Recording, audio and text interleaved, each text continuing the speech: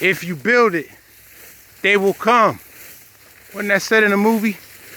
Yeah, I never really liked Field of Dreams like that. I just know that line when they was in cornfields and stuff and wheat fields. I think this is wheat here.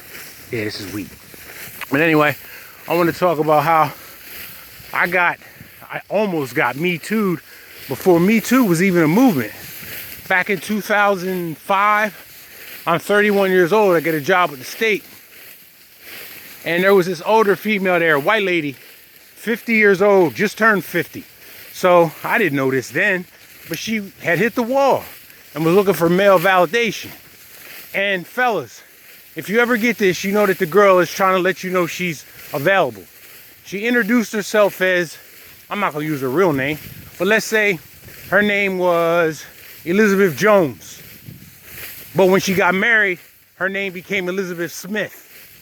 Well, she introduced herself as Elizabeth Smith and then hurried up and corrected and said, oh my, that's my married name. I don't use that name anymore. So that basically let me know that she was trying to get some attention from, well, I would have thought at the time, I thought me, but it's really male validation in general when you're 50 years old. So as we're working, now keep in mind, I bought my condo about 8 months after I was working there. So I was telling her about it. She brings up things like, have you had sex in your new apartment yet? Or, you know, what kind of women you like? And a whole bunch of questions. And then one thing she did do was touch me on my ass. She patted me on my ass, right? So you're gonna touch me on my ass.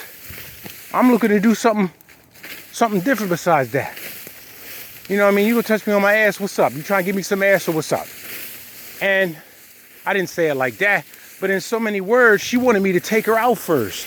I was like, yo, no, you 30, I'm 30 something and you 50. I didn't say all that. Yeah, I did say this, I did say that. But I ain't trying to be going nowhere with you. You know what I'm saying? I'm 50, you 50 and I'm 30. And like I said, she was a Caucasian female. And what did I say about music, movies, and books and shit? I remember I said something like, I ain't interested in going to no Paul Simon concert. Not at all. And she went back to the administration and told them that I was sexually harassing her. But luckily, and I'll go back to how I saved myself. But one thing that didn't save me, I had other female co-workers.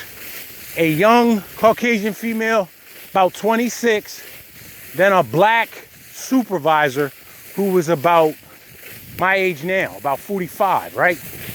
And they all sided with her. They said that I was completely out of context for thinking that a woman touching me on my ass, patting me on my ass, caressing it, whatever, I wasn't supposed to take that as a sexual invite. And, you know, let me have touched one of them on their ass and let me see if they don't blush or they don't get offensive or want to turn me the fuck in. That shit was crazy. But what they didn't know was I documented everything that went on between us. We never communicated outside of work. But I remember once on the pod, because it was a locked facility we worked at. Once on the pod, on the night shift, we worked from 3 to 11 that night.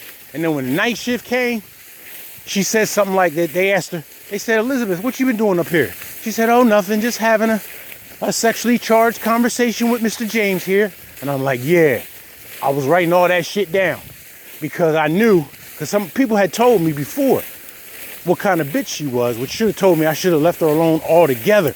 But keep in mind, I'm 31 years old at the time, so I got more testosterone to slay one of them older women. Now, I'm not looking at 50-year-old women to do nothing with them because my testosterone ain't what it was when I was 31. So I don't got to deal with unattractive women. I could have dealt with women I wasn't that attracted to when I was younger, but I can't do that now. If my dick doesn't like nudge me like, yo, I like this one, ain't shit I can do, Hoss.